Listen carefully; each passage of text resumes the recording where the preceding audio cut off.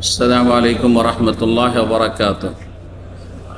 إن الحمد لله نحمده ونستعينه ونستغفره ونعوذ بالله من شرور أنفسنا ومن سيئات أعمالنا. من يهده الله فلا مضل له ومن يضلل فلا هادي له. وأشهد أن لا إله إلا الله وحده لا شريك له وأشهد أن محمدا عبده ورسوله صلى الله تعالى عليه وعلى آله وصحبه وسلم تسليما كثيرا. أما بعد.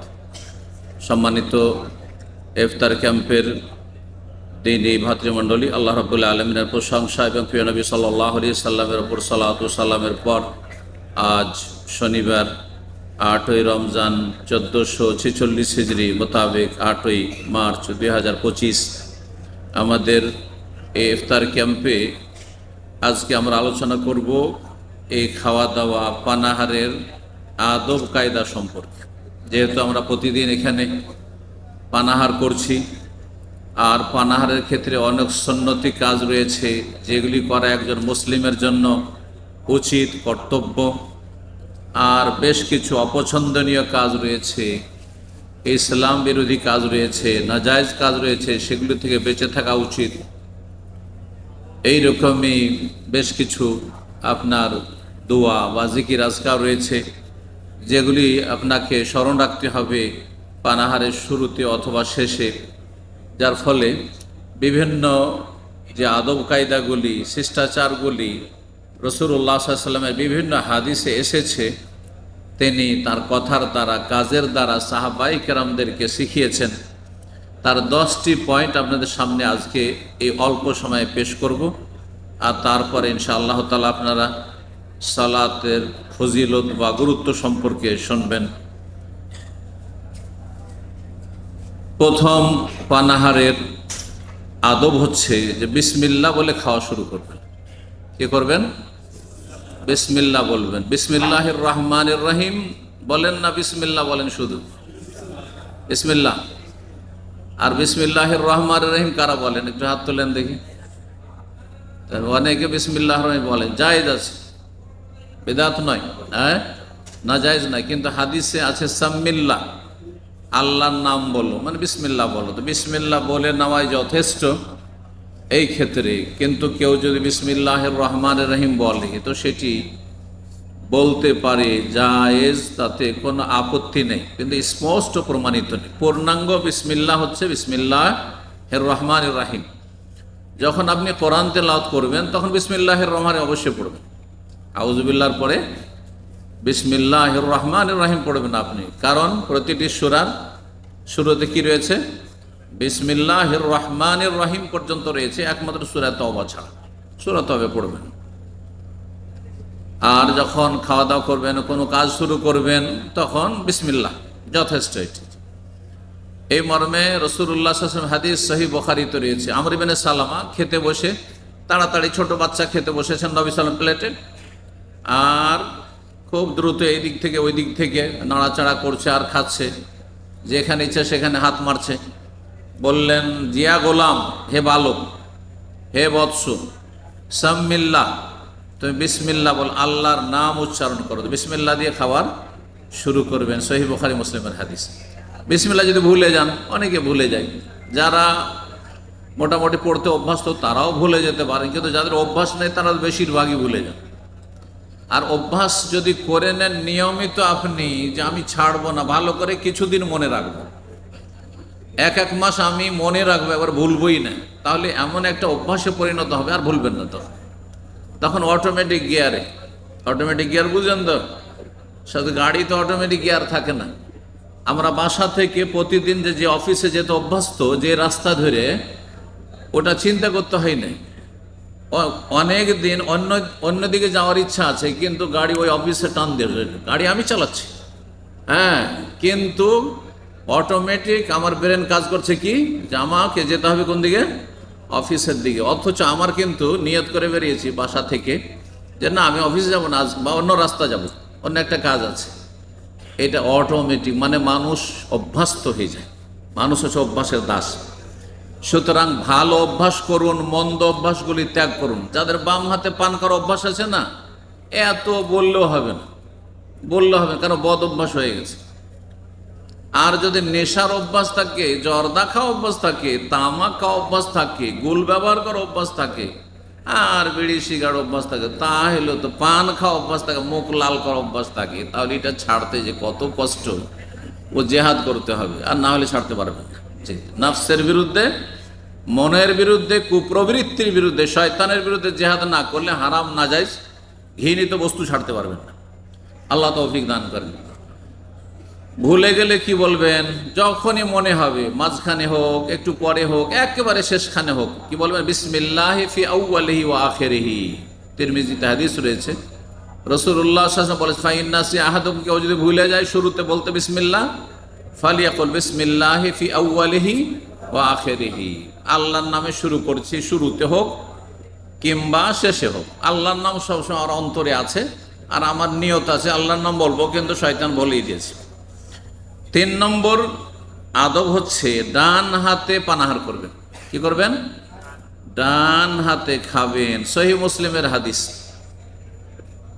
যে এজা আকালা আহাদুকুম ফালিয়াকুল বিয়ামিনিহি ওয়া ইজা শারিবা আহাদুকুম ফালিয়াশরাব বিয়ামিনিহি। তোমাদের কেউ যখন খাবে তখন যেন ডান হাতে খায়, যখন পান করবে ডান হাতে যেন পান করে, ডান হাতে গ্লাস ধরে, ডান হাতে বোতল ধরে, ডান হাতে চায়ের কাপ ধরে, যা কিছু খাবেন ডান হাতে খাবে। কেন?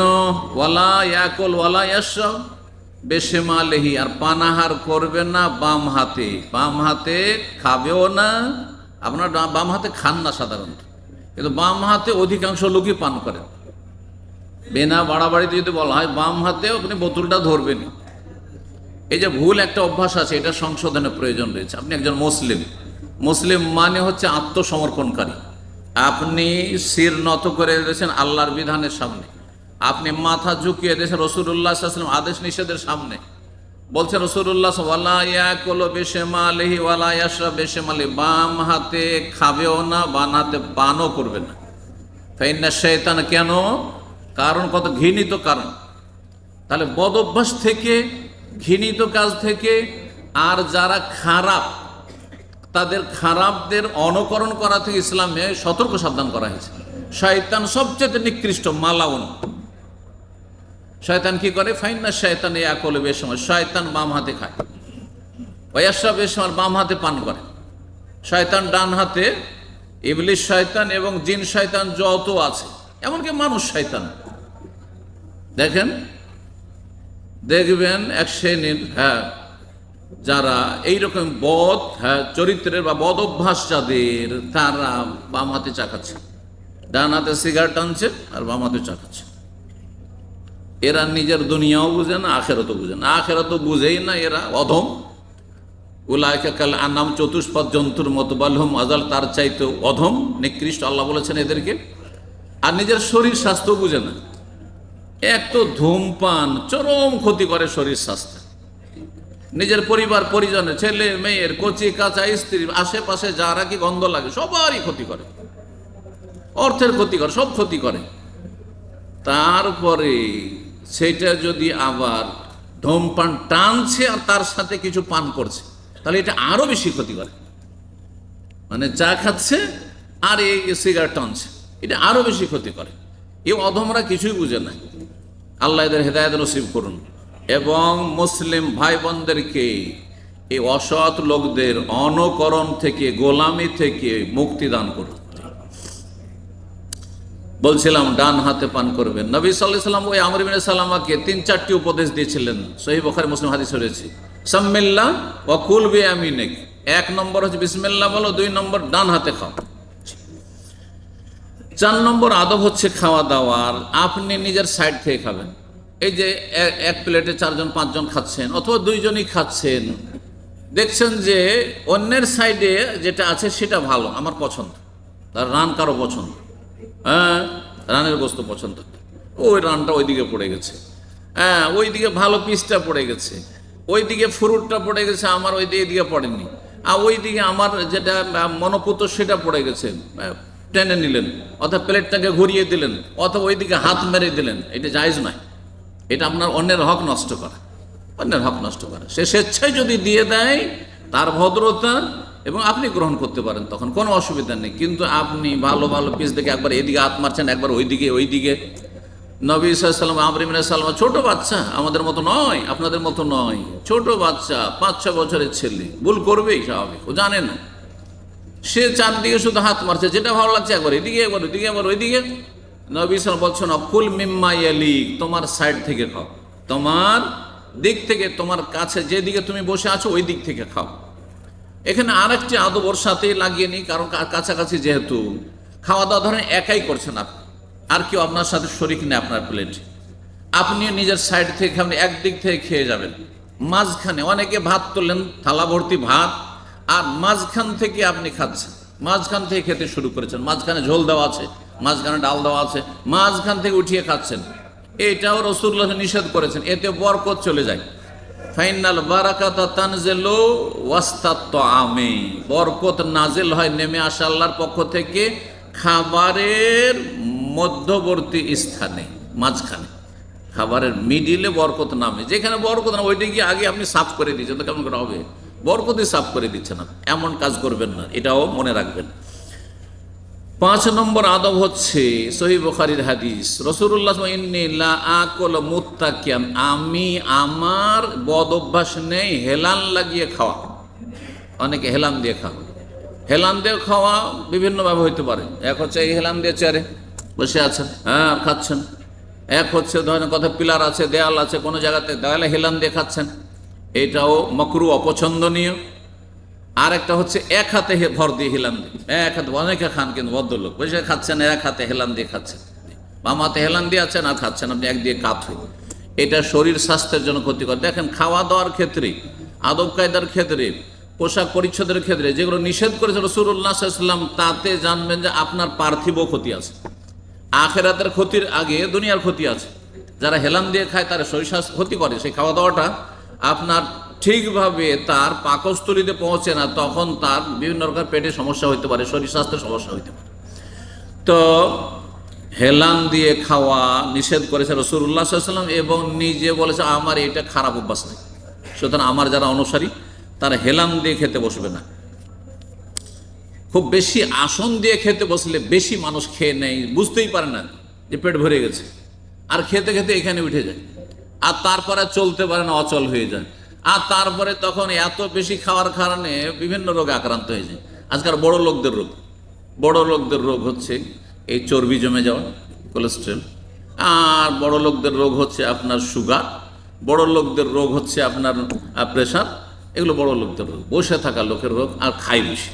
আর বসে থাকছেন তো কম খান আপনি। আর যারা হাড় ভাঙা কাজ করছে, হ্যাঁ মেহনত পরিশ্রমে কাজ করছে, ঘাম বহাইছে, তারা খাক বেশি করে, অসুবিধা নেই, তারা ঘাম বের করে দিচ্ছে। তো বলছিলাম কি, 5 নম্বর হেলান দিয়ে খাবেন না, তাতে খাবার পরিমাণও বেশি হবে, তাতে ক্ষতিও রয়েছে। 6 নম্বর আদব হচ্ছে রাসূলুল্লাহ সাল্লাল্লাহু আলাইহি ওয়াসাল্লামের কোনো খাবার যদি অপছন্দ হইতো, অরুচি হইতো, সেটা সেখানে আলোচনা করতেন না, দোষ চর্চা করতেন না। কারণ সাথে যে লোকেরা খাচ্ছে হতে পারে তাদেরকে ভালো লাগছে, আপনাকে ধরেন একটা জিনিস ভালো, আরবি খাবার ভালো লাগে না, এইগুলো খাবার হলো নাকি, হ্যাঁ ভিতরে ঢোকে না, সবার অরুচি হয়ে যাবে আপনার দেখা থেকে, বা সবাই লজ্জা পড়ে যাবে, আর খাবে না, যে ও খাচ্ছে না আমি আর কেন খাবো, ও যখন খারাপ বলছে খাবোই না, তাহলে আপনি অন্যেরও ক্ষতি করলেন আপনি। এবং এটা ভালো আদর্শ নয়, ভালো চরিত্র নয় যে আপনি নিজে রুচি হয় না সেই জন্য অন্যের রুচি খারাপ করবেন।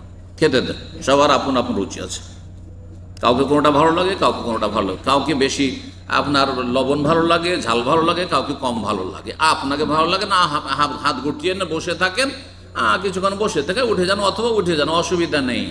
মা আবার রাসূলুল্লাহ তামান কাত্তু, রাসূলুল্লাহ হাদিস সহিহ বুখারী, রাসূলুল্লাহ কখনো কোনো খাবারে দোষ চর্চা করেননি। ইনিশতাহাহু আকালাহু, পছন্দ হলে খেতেন, রুচি হলে, ওয়াইল্লা ফাতারাকা, ছেড়ে দিতেন, কিছু বলতেন না যে কেন খেলাম না, না খুব ঝাল হয়ে গেছে তাই খেলাম না, আরে লবণ টবণ নাই সেই জন্য খেলাম না, কখনো এরকম কোনো কথা বলবেন না, এটা ইসলামী আদবের খেলাফ। 7 নম্বর আদব হচ্ছে যে খাবার খাওয়ার ক্ষেত্রে উত্তম হচ্ছে পেটকে 3 ভাগ করবেন, ফুল পেট খাবেন না, পেটকে কয় ভাগ করবেন? 3 ভাগ। নবী সাল্লাল্লাহু আলাইহি ওয়াসাল্লাম বলেছেন সবচেয়ে খারাপ, হ্যাঁ আপনার থলে বুঝেন তো, হ্যাঁ ব্যাগ, আজকাল ইংরেজি বলতে অভ্যাস হয়ে গেছে, আর থলে বুঝে বাংলায় বুঝে না, বলে না মানুষ। সবচাইতে খারাপ পাত্র, সহজ ভাষায় আরো বলে দিচ্ছি, পাত্র যে সবচাইতে খারাপ পাত্র হচ্ছে এই পেট। হ্যাঁ, খাবারের পাত্র আর পান পাত্র, এটা খাবারও যাচ্ছে পানিও যাচ্ছে, সবচেয়ে খারাপ এটা, শাররুল বিআ। সুতরাং সেটা কি করতে হবে, যথাক্রমে যথাসাধ্য আপনাকে কি করতে হবে, কম তাতে খাবার দিতে হবে। যত কম দিবেন তত ভালো থাকবেন, আপনি সুস্থ থাকবেন। যেহেতু এই থলে, এই ব্যাগ ভালো না, এই ব্যাগ হচ্ছে শাররুল বিআ, নবী সাল্লাল্লাহু আলাইহি ওয়াসাল্লাম হাদিসে রয়েছে। ফাইন কানা লাবুদ্দা মিনহু, খিদা লেগেছে, খেতেই হবে আপনাকে। খিদা না লাগলে খাবেন না, প্রথম কথা। কারণ খাবার উপরে খাবার খাওয়া, ভালো খাবার সেই না আরও খেয়ে নি, আরও খেয়ে নি, আপনি নিজেরই ক্ষতি করছেন, আপনি নিজের ক্ষতি করছেন। পেট ভরে আছে, খাবেন না, হজমটা হইতে দেন, একটু পেটটাকে স্বস্তি নিতে দেন, তারপরে খান আপনি।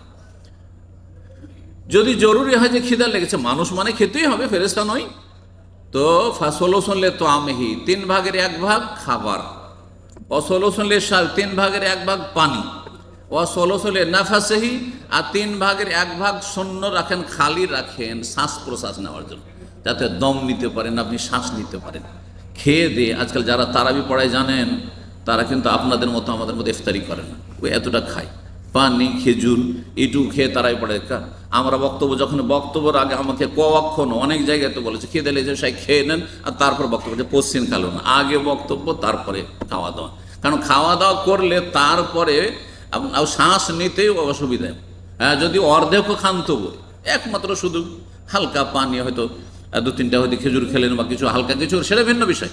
কিন্তু আপনি মোটামুটি খাবার খেয়ে নিলেন আর তারপরে বেশি কথা বলবেন অথবা তেলাওয়াত করবেন, এটা বড়ই কষ্টকর। এক কথায় যদি সুস্থ থাকতে চান, 3 ভাগের 1 ভাগ খাবেন, 3 ভাগের 1 ভাগ পেটে পানি দেবেন। হ্যাঁ, কারণ শরীরে পানির চাহিদা আর বেশি প্রয়োজন, পানির বেশি প্রয়োজন। আর 3 ভাগের 1 ভাগ খালি রাখেন শ্বাস প্রশ্বাস নেওয়ার জন্য, দৌড়াদৌড়ি ছোটাছুটি করার জন্য। বড়া পেটে এত খেয়ে নিয়েছেন সাহারিতে, আর ফজরের নামাজে দিয়ে একামত হয়ে গেছে, আর চলতে পারছেন না আপনি। আর যদি একটু স্পিড দেন তাহলে অবস্থা খারাপ হয়ে যাবে। আরে ভাই, একটু কম করে খেলেই তো হইতো।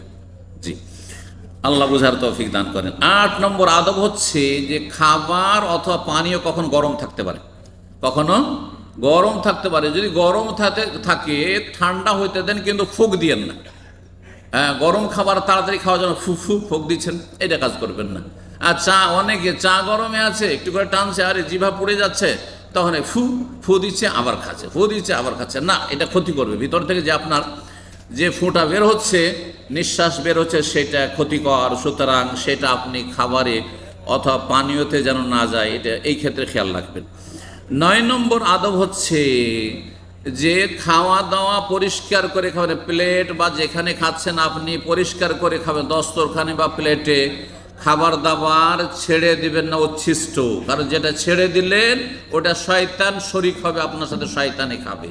রাসূলুল্লাহ সাল্লাল্লাহু আলাইহি ওয়াসাল্লাম একটি দানাও ফেলে রাখতে নিষেধ করেছেন, এবং কোনো একটা লোকমা দিচ্ছিলেন, ওপর উঠাচ্ছিলেন, আর পড়ে গেল, যাক পড়ে গেল তো যাক ছেড়ে দে। নবী সাল্লাল্লাহু আলাইহি ওয়াসাল্লাম বলছেন, উঠিয়ে নাও, মুছে নাও বা ধুয়ে পরিষ্কার করে নাও, তারপরে খেয়ে নাও। খেজুরটা মুখে দিতে যাচ্ছিলেন, পড়ে গেল, ধরেন না, উঠিয়ে নেন, যদি অরুচি লাগে যে ধুলো টুলো লেগেছে, ধুয়ে নেন, পরিষ্কার করেন, তারপরে খেয়ে নেন। কিন্তু সেটা যেন ওয়ালা ইয়াদাহুল শয়তান, শয়তানের জন্য ছেড়ে দেবেন, কারণ ওটা শয়তান খাবে যদি আপনি ফেলে দেন তাহলে। এই জন্য যারা এই খাবারকে নষ্ট করে, খাবার অতিরিক্ত বেশি করে নিয়ে নেয় আর তারপরে খাবার দাবার নষ্ট করে খায় না, একটু বেশি হলে ওই সময়টাই খেয়ে নেন, নষ্ট করিয়েন না, এতে শয়তান শরিক হয়ে যাবে। এমনকি রাসূলুল্লাহ সাল্লাল্লাহু আলাইহি ওয়াসাল্লাম চেটে নিতে বলেছেন, থালা বাসন চেটে নেবেন, মানে জিভা দিয়ে চাটা জয় নয়, হাত দিয়ে আপনি পরিষ্কার করবেন, যে চাটবেন। আর হাতের আঙ্গুল চেটে নেওয়ার কথা রয়েছে, হাতের আঙ্গুল চেটে পরিষ্কার করবেন। আল্লাহ রাব্বুল আলামিন যেন এই সুন্নতগুলি আমল করার তৌফিক দান করেন। 10 নম্বর সর্বশেষ দিয়ে শেষ করছি, সেটা হচ্ছে খাওয়া দাওয়ার পরে, খাওয়া দাওয়ার শুরুতে কি করেছেন, বিসমিল্লাহ, আর শেষে কম পক্ষে বলবেন আলহামদুলিল্লাহ। কি বলবেন, আল্লাহ তোমার অশেষ শুকরিয়া।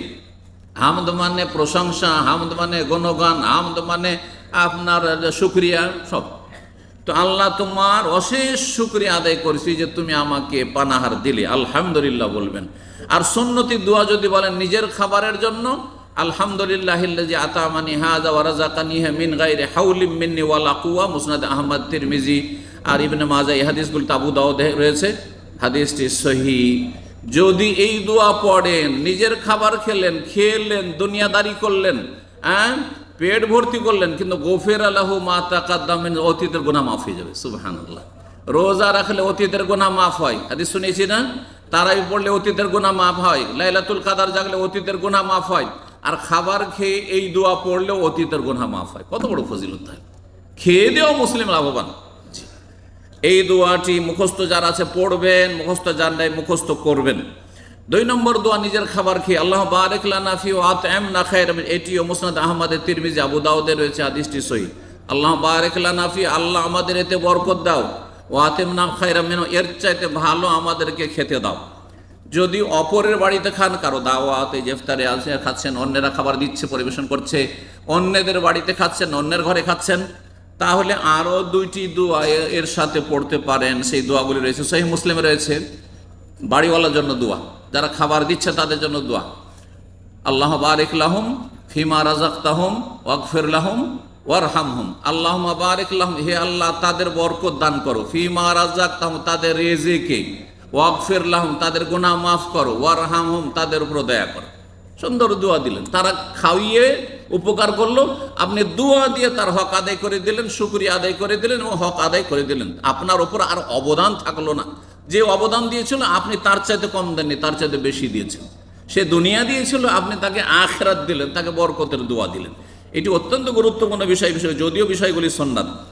আর একটি দোয়া রয়েছে অপরের বাড়ি খাওয়া দেওয়ার জন্য, সেই দোয়া আল্লাহ আতেমান আতামানা ওয়াসকে মান সাকানা, হে আল্লাহ যারা আমাদেরকে খাওয়াইলো বা যে খাওয়াইলো তাকে তুমি খাওয়াও, খেতে দাও, আর যে আমাদেরকে পান করালো তাকে তুমি পান করতে দিও, পান করাইও।